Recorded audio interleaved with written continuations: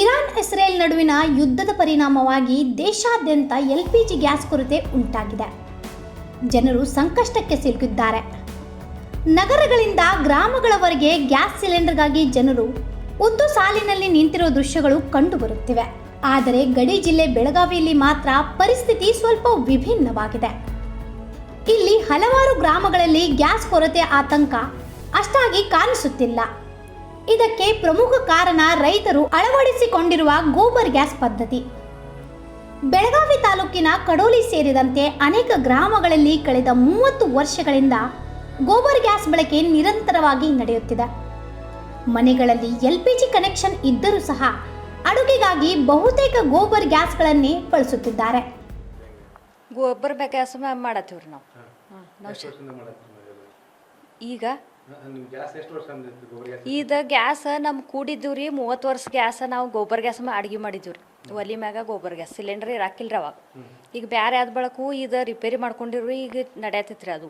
ಈಗ ಸಿಲಿಂಡರ್ದೇನೆ ಅವಶ್ಯಕತೆ ಇಲ್ಲ. ಅವಾಗಿಂದನ ಇದೈತ್ರಿ ನಮ್ದು ಇದು.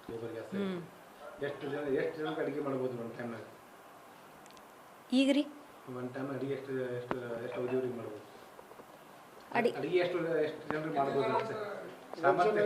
ಈಗ 4-5 ಜನ ಆದೇವ್ರಿ ಅಷ್ಟ ಮಾಡ್ತೀವಿ.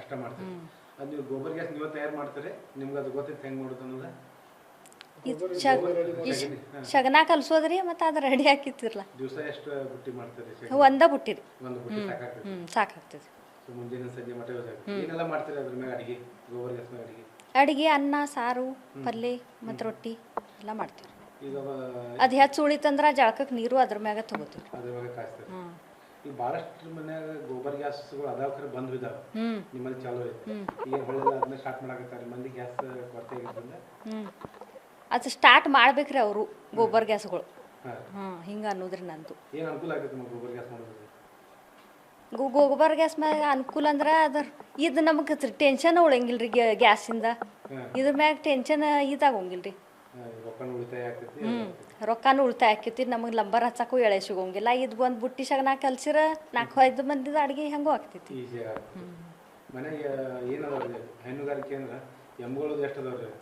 ಎಮ್ಮಿ 2 ಆಕಳ 1 ಎಮ್ಮೆ ಐತ್ರಿ. ನಡೀತೈತ್ರಿ. ಏನು ಸಮಸ್ಯೆ. ಪರಿಸರ ಪ್ರೇಮಿ ಶಿವಾಜಿ ಕಾಗಣಿಕರ್ ಅವರ ಜನಜಾಗೃತಿಯಿಂದ ಈ ಭಾಗದಲ್ಲಿ ಮನೆ ಮನೆಗೆ ಗೋಬರ್ ಗ್ಯಾಸ್ ಘಟಕಗಳು ನಿರ್ಮಾಣವಾಗಿವೆ.